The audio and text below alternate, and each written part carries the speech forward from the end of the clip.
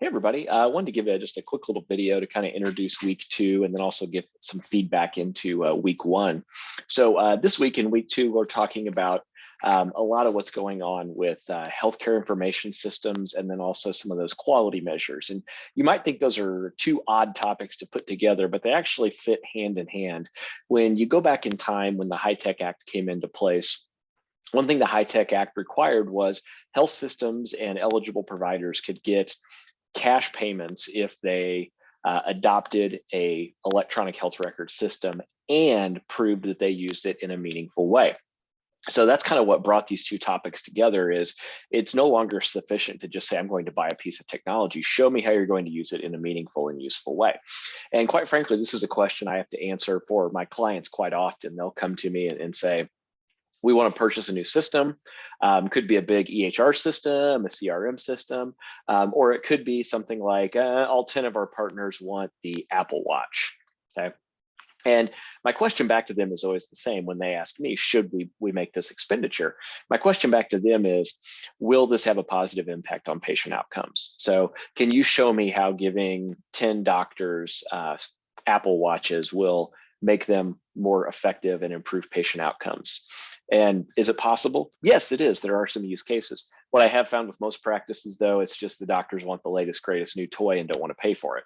So, but I have seen them use it in a meaningful fashion. Okay, so that's what we'll spend some time talking about this week. Take some time, go back and be sure you review the feedback that I've given you on your work from week one. What I noticed in the discussions was, after the initial post, we got into the peer response phase of it.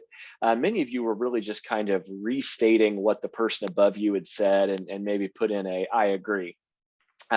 That's really not a meaningful response, especially at the graduate level. What we're looking for is graduate level critical thought. Challenge each other's viewpoints, including my own. Just because I put something out there doesn't mean it's the gospel. I encourage you all to challenge that as well as your peers. And that's part of how we get to this meaningful discussion component. All right, so work to peel back that next layer, get a little more critical in your thought, add a little more depth and detail so we kind of enrich those discussions. Okay. Also in your all of your written work, I'll have annotations in all of your papers around APA, various formatting things. So definitely be sure you review that. If you have any questions, let me know. It always pains me to see people lose points week over week for the same things around APA formatting and that sort of stuff. So again, take a look at the feedback. Please reach out if you have any questions. Also, you noticed on Sunday, I put you into groups and assigned project managers. So for week two, you need to conduct your first group meeting. So be sure you get that scheduled. Like I said, my message to you on Sunday, be sure that if you can, just pick a consistent day. So if you know, for example, every Tuesday at 6 p.m. Central Time, works best for everybody in your group, you're going to find it a lot easier if you just keep that consistent. Put a recurring reminder out there for everybody. And that way you just kind of all stay on the same page and move progress forward. Okay.